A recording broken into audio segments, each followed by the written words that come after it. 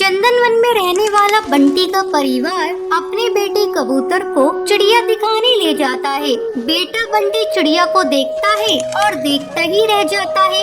माँ, मैं शादी करूँगा तो इसी चिड़िया से करूँगा। मुझे ना कुछ पूछना है ना ही कोई बात करनी है। बस फिर क्या था, धूमधाम से बंटी की शादी टुनटुनी से हो जाती है। लेकिन अगले दिन टुनटुनी की आवाज जब घर वाले सुनते हैं तो दंग रह जाते हैं, क्योंकि खुद ही सुन लीजिए। अले अले, इतनी जल्दी सुबह हो गई, मुझे तो नींद आ रही है। टुनटुनी, ये कैसे बोल रही हो तुम? ठीक तो हो ना? बिल्कुल बिल्कुल, मुझे ता हुआ है, मैं तो बिल्कुल ठीक हूँ। बंटी को समझते देर नहीं लगती है। जिस टुनटुनी की चूचू आवाज वो सुनना चाहता था वो तो तोतली निकली। अब क्या था, बंटी सर पकड़कर बैठ जाता है। तभी उसकी माँ वहाँ आ जाती है। अरे बंटी बेटा, बहू को क्या हुआ? तुम लोग परेशान से लग रहे हो, सब ठीक तो है ना? बंटी कुछ बोलता उससे पहले ही टुनटुनी बोल पड़ती है। अरे चाचू माँ, कोई बात नहीं है, ये तो बिला वजह ही परेशान हो रहे हैं। अरे ये तो तोतली है, तोतली। मेरे तो भाग्य ही फूट गए। तुझे ही तो लड़की की सूरत देखनी थी, देख ली। अब जीवन भर करो मेला बाबू मेला सोना। अरे माँ, तुम भी मजाक कर रही हो। मैं अपने दोस्तों के सामने इसे कैसे लेकर जाऊँगा? बंटी को परेशान देखकर टुनटुनी हंसती है और कहती है, अले आपको परेशान होने की जरूरत नहीं है, मैं चुपला करूँगी आपके दोस्तों के सामने। मेरे पापा भी मेले को चुपलाने को बोलते थे। बंटी और उसकी माँ को टुनटुनी का आइडिया अच्छा लगता है। अगले दिन बंटी और टुनटुनी बंटी के दोस्त के घर जाते हैं, जहाँ बंटी टुनटुनी को समझा कर जाता है उसे चुप रहना है, चाहे जो हो जाए वो एक बूंद आवाज नहीं निकालेगी। बस क्या था, सब खाना खाते हैं। बंटी के दोस्त की बीवी टुनटुनी से उसका नाम पूछती है। तभी बंटी बोल पड़ता है, टुनटुनी नाम है भाभी इसका। अब दोस्त के घर कोई भी टुनटुनी से सवाल करता, जवाब बंटी देता। टुनटुनी को बोलने का मौका ही नहीं देता। उसे डर था कहीं टुनटुनी उसके तोतलीपन की पोल न खोल दे। अरे भैया, क्या बात है? जब से आप आए हैं मैंने तो आपकी बीवी की आवाज ही नहीं सुनी। कहीं गूंगी तो नहीं है ना?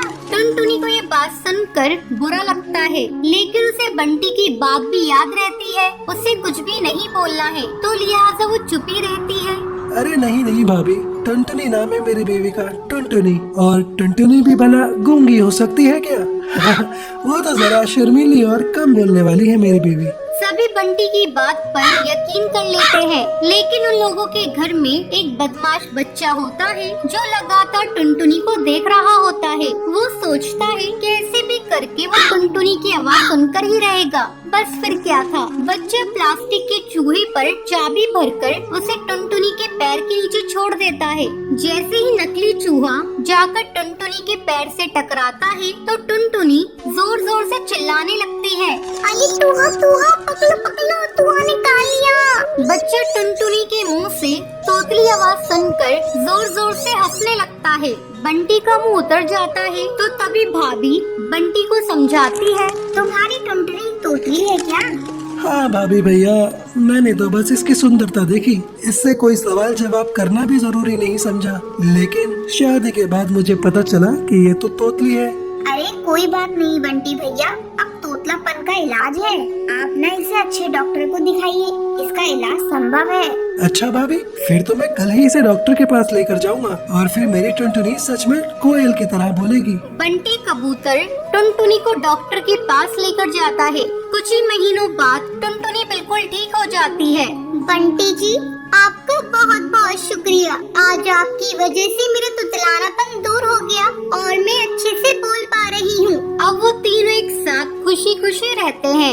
एक जंगल में जलेबी बेचने वाली टूनी चिड़िया रहा करती थी। वो बहुत ही ज्यादा लालची चिड़िया थी। जंगल के सब पक्षी उससे ही जलेबी खरीदते थे। एक दिन टुनटुनी चिड़िया टूनी चिड़िया की दुकान पर आती है। अरे टूनी चिड़िया, जरा 1 किलो जलेबी देना तो। अरे टुनटुनी बहन, 1 किलो जलेबी में आपको क्या होगा, थोड़ी ज्यादा लीजिए। अरे नहीं टूनी चिड़िया, वो मेरे घर पर मेहमान आ रहे हैं, मुझे तुम्हारी जलेबी बहुत पसंद है, इसलिए। वैसे कितने रुपए हुए?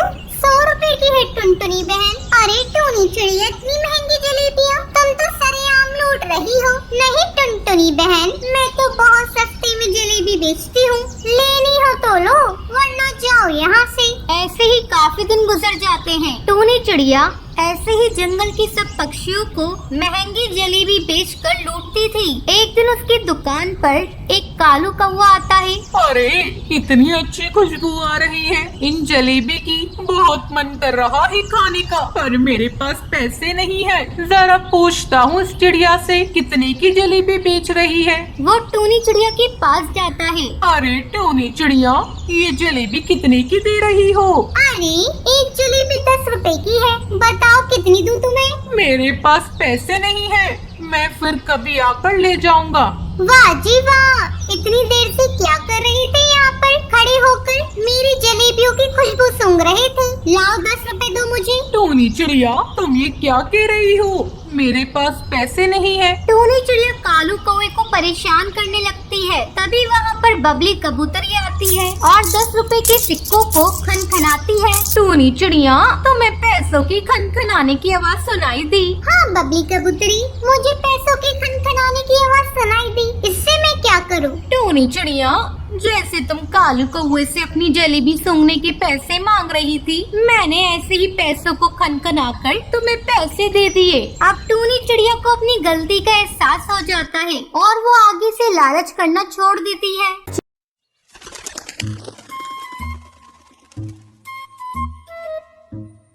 सुंदरवन जंगल में टुनटुनी और बंटी नाम के पति पत्नी रहते थे। एक दिन टुनटुनी अपने पति बंटी से कहती है, महंगाई तो कितनी ज्यादा हो रही है, जंगल में और पक्षी भी हमारी मदद नहीं करते और ऊपर से कालू जादूगर ने भी हमारे जंगल में आतंक मचा रखा है। अब हम क्या करें जी? आप अपनी लकड़ियों को महंगे दाम में बेचना शुरू कर दीजिए। ये बात सुनकर बंटी टुनटुनी चिड़िया से कहता है, अरे टुनटुनी चिड़िया, अगर मैं लकड़ियों को महंगा कर दूंगा तो लोग घास ही खरीद लेंगे। लकड़ी सस्ते दामों में बेचने के कारण ही मेरी लकड़ी थोड़ी बहुत बिक जाती है। ऐसे ही समय गुजरने लगता है। एक दिन बंटी पेड़ से लकड़ी चुन रहा होता है। तभी पेड़ के अंदर से एक जादुई चिड़िया निकलती है। वो बहुत रो रही होती है। उसे रोता देख बंटी उस चिड़िया को अपने घर ले आता है।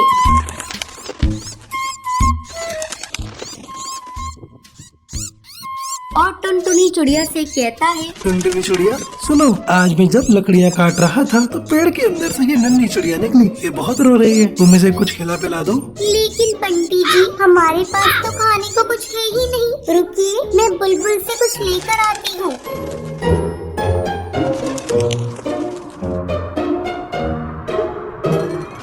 तभी टुनटुनी चिड़िया बुलबुल से चावल दाना लाकर उस चिड़िया को खिला देती है और दाना खाकर वो चिड़िया सो जाती है। अगले दिन बंटी जी, हम अब इस चिड़िया को मिट्ठू तोता को दे आते हैं, क्योंकि हमारे पास इतने पैसे और दाना नहीं है जो हम इसको पाल सके। ठीक है ठीक है, जब ये उठ जाएगी तो हम इसको मिट्ठू तोता को दे देंगे। थोड़ी देर बाद टुनटुनी इस चिड़िया को जैसे ही उठाती है, उसके परों में से सोने और हीरे की अशर्फियाँ गिरने लगती हैं। ये देखकर टुनटुनी हैरान हो जाती है और जल्दी से बंटी को बुलाती है। बंटी जी जल्दी आइए, ये देखिए, इस बच्ची के पंखों में से सोने और हीरे की अशर्फियाँ गिर रही हैं। ये देखकर बंटी टुनटुनी चिड़िया से कहता है, ये चिड़िया तो जादूगरनी है, अब हमारी सारी मुसीबत दूर हो जाएंगी और अब तो हम इसका ध्यान भी अच्छे से रख सकते हैं। ऐसे ही दिन गुजरने लगते हैं। अब बंटी अपना नया कारोबार भी खोल लेता है। बंटी और टुनटुनी चिड़िया मिलकर सबकी मदद भी करने लगते हैं। अब ये खबर कालू जादूगर को पता चल जाती है और वो अपने सिपाहियों से कहता है, सिपाहियों, उस टुनटुनी के घर जाओ और चुपचाप से उस जादुई चिड़िया को चुरा कर हमारे पास लाओ। दोनों सिपाही उस चिड़िया के घर पहुंचते हैं। जब टुनटुनी सो रही होती है तभी वो चिड़िया को उठा लेते हैं और अपने साथ ले जा रहे होते हैं। तभी वो चिड़िया रोने लगती है। अब चील सिपाही कहता है, अरे ये तो बहुत भारी हो गई है, उससे तो उठाई भी नहीं जा रही। इसका रोना बंद करा वरना ये तो हमें पकड़वा देगी। थोड़ी दूर जाने के बाद वो जादुई चिड़िया और जोर जोर से रोने लगती है। रोने से उस बच्ची का वजन भारी हो जाता है, जिसकी वजह से सिपाही उसे उठा नहीं पाते और वहीं जंगल में छोड़कर चले जाते हैं। अगली सुबह टुनटुनी और बंटी ढूंढते ढूंढते नदी किनारे पहुंचते हैं और उस जादुई बच्ची को अपने घर ले जाते हैं। अब बंटी और टुनटुनी चिड़िया दोनों मिलकर उस बच्ची को जंगल से बहुत दूर ले जाकर खुशी खुशी रहने लगते हैं।